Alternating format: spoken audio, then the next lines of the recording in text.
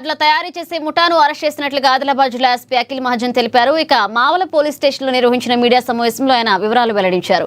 ఆదిలాబాద్ పట్టణంలోని దస్నాపూర్ రోడ్లో union bank సమీపంలో నకిలీ జనన ధృవీకరణ పత్రాలు జారీ చేస్తున్నారనే సమాచారంపై మావల పోలీసులు కేసు నమోదు చేసి దర్యాప్తు చేపట్టారన్నారు. ఇక మున్సిపల్ కమిషనర్ జగదీశ్వర్ గౌడ్ ఫిర్యాదు మేరకు విచారణ ప్రారంభించగా ఒక వ్యక్తి సమర్పించిన జనన ధృవీకరణ పత్రం మున్సిపల్ కార్యాలయ రికార్డులలో లేకపోవడంతో మోసం వెలుగులోకి వచ్చింది. ఈ క్రమంలో ప్రత్యేక బృందం దర్యాప్తు చేపట్టి 5 నిందితులను అరెస్ట్ చేసినట్లుగా తెలిపారు. ప్రభుత్వ పథకాలు పొందేలా చేస్తామని నమ్మబలికి ఒక్కో పత్రానికి 1500 నుండి 3000 వరకు వసూలు చేసినట్లుగా తెలిపారు. నిందితుల వద్ద నుండి 280కి పైగా డిజిటల్ పత్రాలు ఉన్న మొబైల్ ఫోన్లు, నకిలీ ఓటర్ కార్డులు, నకిలీ జనన ధృవీకరణ పత్రాలు స్వాధీనం చేసుకున్నారు.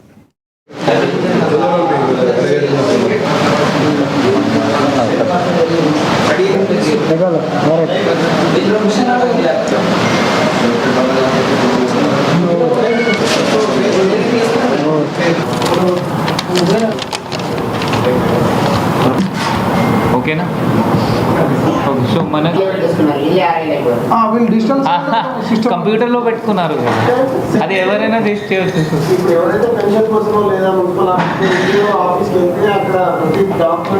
మన ఒక ఇన్ఫర్మేషన్ వచ్చింది, ఆ ఇన్ఫర్మేషన్లో మనం 5 పట్టుకున్నాము. ఊసా రవికుమార్, షేక్ అమీర్, అబ్దుల్ ముజాహిద్, అబ్దుల్ తన్వీర్, అడప సంతోష్, ఒక 6th జూనియర్ వీళ్ళ టీం మెంబర్ ఒక రెస్పాండింగ్ ఉన్నారు.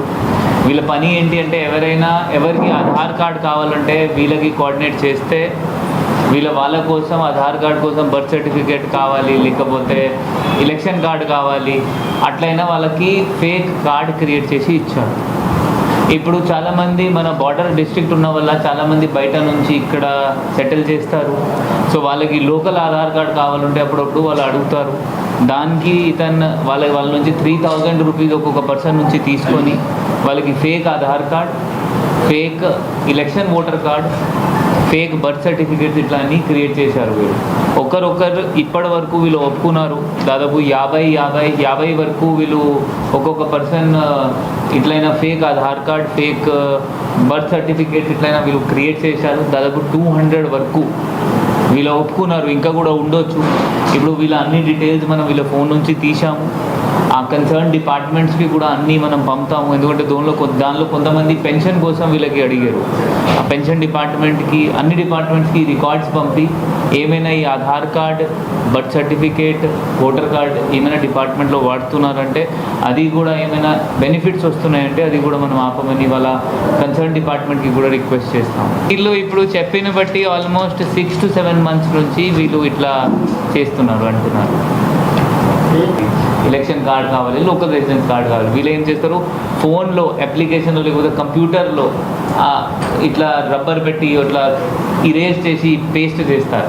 సో అదే ఫేక్ డాక్యుమెంట్ క్రియేట్ అయ్యి ఆధార్ సెంటర్లో పోయి ఈ అన్ని డాక్యుమెంట్స్ ఉన్నాయి వాళ్ళకి ఇస్తారు.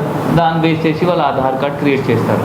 క్రిమినల్ లయబిలిటీ ఉంటే మనం రిమాండ్ పంపుతాము. క్రిమినల్ లయబిలిటీ లేదు, మేబీ జస్ట్ టార్గెట్స్ తొందరగా కంప్లీట్ అవుతుంది. నాకు వాళ్ళ సొంత ఫోన్లో చేస్తున్నారు. వాళ్ళ ప్రతి ఒక్కరు